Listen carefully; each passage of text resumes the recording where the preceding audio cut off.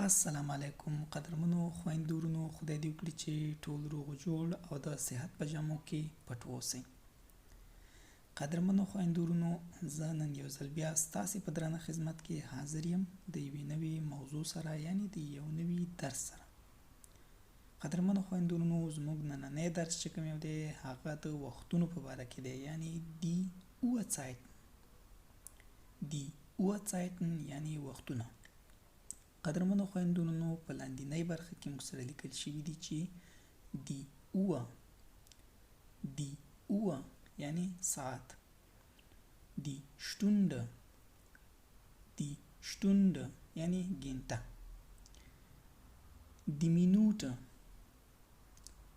دی Minute یعنی دقیقه، دی Sekunde یعنی ثانیه، die halbe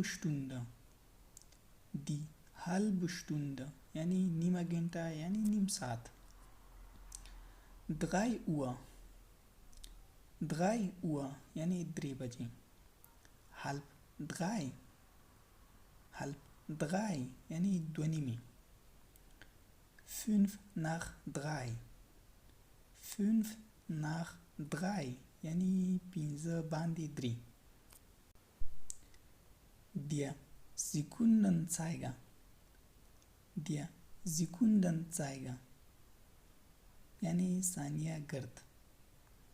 Der Stundenzeiger یعنی گنټه گرد. Der Minutenzeiger یعنی دقیقه گرد.